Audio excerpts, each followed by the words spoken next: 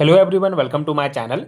आज हम इस वीडियो में हाइड्रोजन बॉन्डिंग के दो इम्पॉर्टेंट थ्योरीज डिटेल में डिस्कस करेंगे। बीएससी फर्स्ट सेमेस्टर के लिए एक बहुत इंपॉर्टेंट कॉन्सेप्ट है, एक इंपॉर्टेंट टॉपिक है। केमिकल बॉन्डिंग पार्ट 2 चैप्टर में आपको ये देखने को मिलेगा ये टॉपिक। तो अपना अपना सिलेबस आप देख सकते हैं। तो इस पर्टिकुलर वीडियो में हम electrostatic theory and valence bond theory क्या होता है, हाइड्रोजन बॉन्डिंग को किस प्रकार से इन थ्योरी के माध्यम से समझाया गया है, इस कॉन्सेप्ट को डिटेल में समझेंगे। प्रॉपर हैंड रिटन नोट्स आपको इस टॉपिक का प्रोवाइड करूंगा जो आपके सेमेस्टर एग्जाम्स के लिए बहुत हेल्पफुल होगा।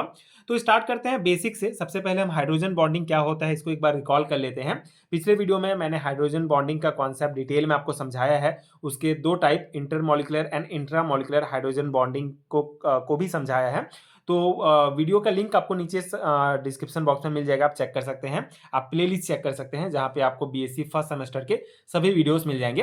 तो हाइड्रोजन बॉन्डिंग को एक बार हम रिकॉल कर लेते हैं। बेसिकली हाइड्रोजन बॉन्ड क्या होता है, एक प्रकार का वीक अट्रैक्टिव फोर्स होता है जो उस हाइड्रोजन एटम के बीच बनता है जो किसी हाईली इलेक्ट्रोनेगेटिव एटम जैसे कि फ्लोरीन, ऑक्सीजन या नाइट्रोजन से कोवलेंट बॉन्ड के द्वारा जुड़े होते हैं। तो ये हाइड्रोजन बॉन्ड बेसिकली किसी दूसरे इलेक्ट्रोनेगेटिव एटम के लोन पेयर ऑफ इलेक्ट्रॉन के बीच अट्रैक्शन के कारण बनता है। ठीक है, इसको हम ऐसे एग्जांपल से समझ सकते हैं। मान लेते हैं ये हमारा एक्स एच और ये वाई है। ठीक है, तो इस प्रकार से एक एग्जाम्पल है। तो ये जो हमारा हाइड्रोजन है ये हमारा एक एटम है, ये दूसरा एटम है। ठीक है, इलेक्ट्रोनेगेटिव एटम है। तो ये हाइड्रोजन इसके साथ बॉन्ड बनाया हुआ है। तो ये हाईली इलेक्ट्रोनेगेटिव एटम है, तो इसमें पार्सली नेगेटिव चार्ज आ जाएगा, इसमें पॉजिटिव चार्ज आ जाएगा। एंड ये दूसरा एटम है ये, तो इसमें भी नेगेटिव चार्ज रहेगा। तो ये पॉजिटिव और नेगेटिव चार्ज जो है आपस में अट्रैक्ट होंगे। तो ये जो अट्रैक्शन फोर्स होता है इसको ही हाइड्रोजन बॉन्ड कहा जाता है, जिसको ये डॉटेड लाइन के द्वारा शो किया गया है। ठीक है, तो ये सिंपल सा कॉन्सेप्ट है। यहाँ पे हमारा जो वाई होगा, ये वाई और एक्स जो है ये इलेक्ट्रोनेगेटिव एटम्स होते हैं। फ्लोरीन, ऑक्सीजन, नाइट्रोजन हो सकते हैं। ठीक है, तो इस प्रकार से ये जो डॉटेड लाइन है ये हाइड्रोजन बॉन्ड को शो किया गया है। तो ये बेसिक कॉन्सेप्ट है। हाइड्रोजन बॉन्डिंग एक प्रकार का अट्रैक्टिव फोर्स होता है हाइड्रोजन और किसी मोर इलेक्ट्रोनेगेटिव एटम्स के बीच में। ठीक है, तो ये हो गया हमारा बेसिक कॉन्सेप्ट। अब हम थ्योरीज की अगर हम बात करें, to explain the nature of hydrogen bond the following theories have been presented. ठीक है, तो हाइड्रोजन बॉन्ड के नेचर और उसके फॉर्मेशन को समझाने के लिए मेनली टू टाइप्स के जो है थ्योरीज दिए गए हैं, इलेक्ट्रोस्टैटिक थ्योरी और वैलेंस बॉन्ड थ्योरी। तो ये इलेक्ट्रोस्टैटिक थ्योरी क्या होता है पहले हम इसको देख लेते हैं। So electrostatic theory, according to this theory, when hydrogen forms a bond with highly electronegative atom, the shared electron remains closer to the electronegative atom, resulting in a partial positive charge on the hydrogen atom and a partial negative charge on the other atom.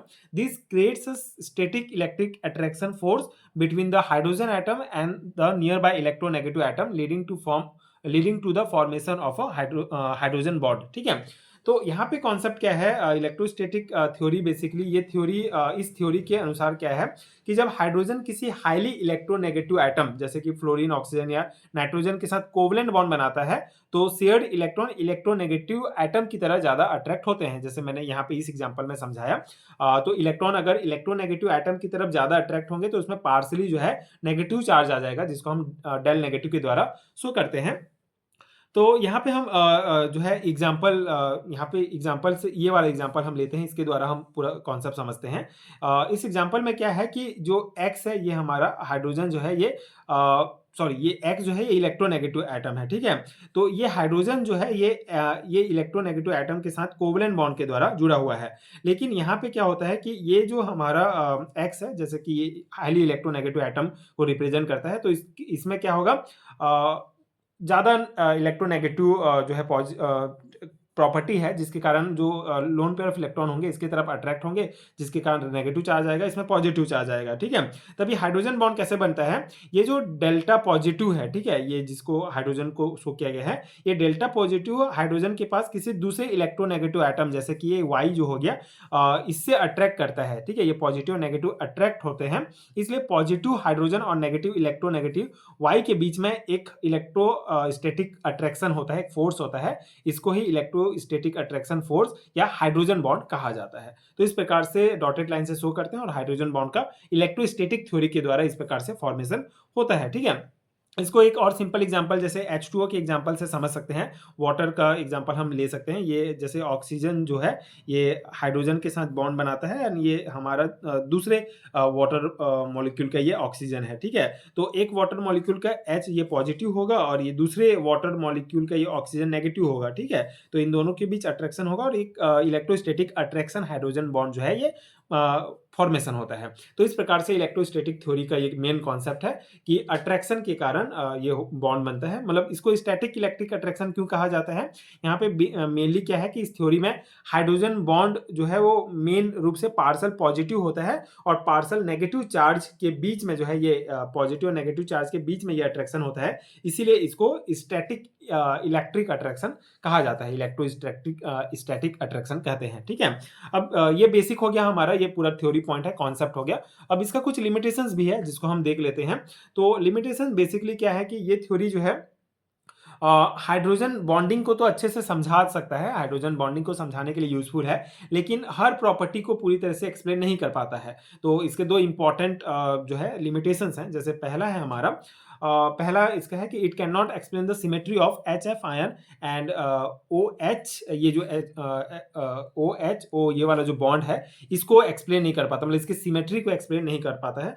तो इसका main मतलब क्या है कि hydrogen bonding में कुछ system में hydrogen दो इलेक्ट्रोनेगेटिव एटम के बीच में होता है। जैसे ये एग्जांपल है, ये हाइड्रोजन जो है दोनों इलेक्ट्रोनेगेटिव एटम के बीच में है।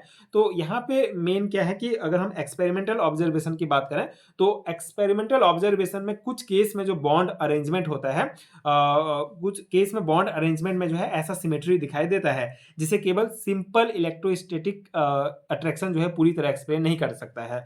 मतलब कि इलेक्ट्रोस्टैटिक थ्योरी केवल ये बताता है कि हाइड्रोजन बॉन्ड कैसे बनेगा। जैसे ये नेगेटिव ये पॉजिटिव है तो दोनों के बीच अट्रैक्शन हुआ और हाइड्रोजन बॉन्ड बना, लेकिन हाइड्रोजन की एग्जैक्ट पोजीशन, मतलब ये जो सिमेट्री है ये सही है कि नहीं है, ये हाइड्रोजन यहाँ रहेगा या इधर रहेगा, मतलब हाइड्रोजन की जो एग्जैक्ट पोजीशन है और जो बॉन्ड सिमेट्री बनेगा उसको पूरी तरह से एक्सप्लेन नहीं कर पाता है। तो ये इसका पहला लिमिटेशन हो जाएगा।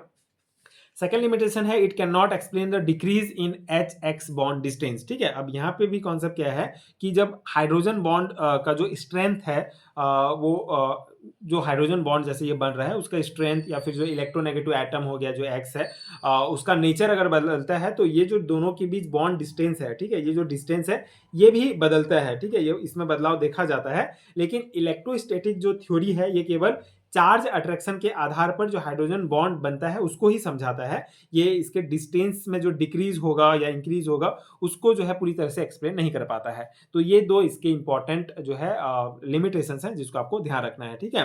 तो ये तो इस प्रकार से अगर हाइड्रोजन बॉन्ड को बॉन्ड सिर्फ बॉन्ड को नहीं समझना है, उसके पूरे नेचर को समझना है, तो इसके लिए हमको एक और थ्योरी की आवश्यकता पड़ती है जिसको वैलेंस बॉन्ड थ्योरी कहा जाता है, ठीक है? तो ये पहला हमारा इलेक्ट्रोस्टैटिक थ्योरी हो गया हाइड्रोजन बॉन्ड को समझाने का। सेकंड थ्योरी हमारा वैलेंस बॉन्ड थ्योरी, ठीक है? So according to this theory the nature of hydrogen bond is not purely electrostatic but rather involve resonance structure, ठीक है? तो यहाँ पे कॉन्सेप्ट क्या है कि जो हम इलेक्ट्रोस्टैटिक थ्योरी पढ़े उसमें मेनली क्या होता था कि हाइड्रोजन बॉन्ड को जो मेन रूप से जो है डेल पॉजिटिव और डेल नेगेटिव चार्ज के बीच में इलेक्ट्रोस्टैटिक अट्रैक्शन माना जाता था, ठीक है? डेल पॉजिटिव और डेल नेगेटिव चार्ज के बीच में जो अट्रैक्शन है उसको हाइड्रोजन बॉन्ड कहते थे। लेकिन जो वैलेंस बॉन्ड थ्योरी है इसके अनुसार हाइड्रोजन बॉन्ड को केवल इलेक्ट्रोस्टैटिक अट्रैक्शन नहीं माना जा सकता, ठीक है? इलेक्ट्रोस्टैटिक अट्रैक्शन है ये हाइड्रोजन बॉन्ड, ये कहना जो है उचित नहीं है। वैलेंस बॉन्ड थ्योरी ये बताता है कि रिजोनेंस स्ट्रक्चर का भी जो है कंडीशन इसमें माना जाता है। मतलब अलग अलग अगर स्ट्रक्चर है तो उसके आधार पर हाइड्रोजन बॉन्डिंग का नेचर वगैरह चेंज होता है। मतलब कि हाइड्रोजन बॉन्ड का जो रियल जो वास्तविक जो स्थिति होगा वो केवल एक स्ट्रक्चर से नहीं समझाया जा सकता बल्कि कई पॉसिबल स्ट्रक्चर्स हो सकते हैं, रिजोनेंस हाइब्रिड के रूप में उसको समझाया जाता है, ठीक है? तो यहाँ पे एग्जाम्पल से हम पूरा कॉन्सेप्ट समझते हैं। In the structure the hydrogen atom is divalent and HA bond is normal covalent bond while the HB bond is a long covalent bond that does not contribute significantly to the energy of the hydrogen bond, ठीक है? तो ये theory point है। यहाँ पे example में क्या कहा गया है, जैसे अगर हम ये सिंपल सा एग्जांपल हम लेते हैं, मतलब एक बेसिक एग्जांपल लेते हैं जिससे आपको ये थोड़ा समझ में इजीली आ जाएगा। जैसे हम ये X हमारा और ये H और ये Y इस प्रकार से बना हुआ है, ठीक है? तो ये एक मॉलिक्यूल है मान लेते हैं, ठीक है? ये एक हमारा मॉलिक्यूल है। तो यहाँ पे क्या होता है कि X एक इलेक्ट्रोनेगेटिव एटम एटम है, ठीक है, एंड Y दूसरे मॉलिक्यूल का इलेक्ट्रोनेगेटिव एटम है जिसके पास लोन पेयर है, ठीक है। तो ये जो हाइड्रोजन है ये X और Y के बीच में इंटरेक्शन कर रहा है, इसी वजह से यहाँ पे आप देख सकते हैं हाइड्रोजन एटम इज डाइवैलेंट कहा गया है, ठीक है। तो ये हाइड्रोजन जो है ये दोनों इलेक्ट्रोनेगेटिव एटम के बीच में है, इसीलिए हाइड्रोजन को जो है डाइवैलेंट कहा गया है, मतलब कि हाइड्रोजन जो है दो एटम के साथ इंटरेक्शन करता हुआ यहाँ पे दिखाई दे रहा है, ठीक है। तो यहाँ पे ये तो बेसिक है, डाइवैलेंट क्यों कहा गया है, क्योंकि ये हाइड्रोजन दो इलेक्ट्रोनेगेटिव एटम के बीच में है। अब यहाँ पे तीन स्ट्रक्चर आपको दिख रहा होगा, ठीक है, ये मेन है, ये आपको समझना होगा। एक एक स्ट्रक्चर को हम देखते हैं। तो ये जो हमारा पहला स्ट्रक्चर है इसमें हमको क्या समझ में आ रहा है कि ये मतलब ये वही स्ट्रक्चर है जो हमने इलेक्ट्रोस्टैटिक थ्योरी में भी इस एग्जांपल को समझा था, ये ए बी की जगह एक्स वाई हमने लिया था। तो यहाँ पे क्या है कि H और A जो है एक नॉर्मल कोवलेंट बॉन्ड है, ठीक है, ये एक नॉर्मल कोवलेंट बॉन्ड है। A जो है वो अधिक इलेक्ट्रोनेगेटिव होने के कारण इसमें जो है मतलब इलेक्ट्रॉन जो है इसकी तरफ आ जाते हैं, जिसके कारण इसमें पार्शियली नेगेटिव चार्ज आ जाता है, एंड ठीक है, H और H पर जो है पार्शियली पॉजिटिव चार्ज आ जाएगा, क्योंकि इसके पास इलेक्ट्रॉन जो है इधर चला जाता है, तो ये पॉजिटिव चार्ज आ गया, ठीक है।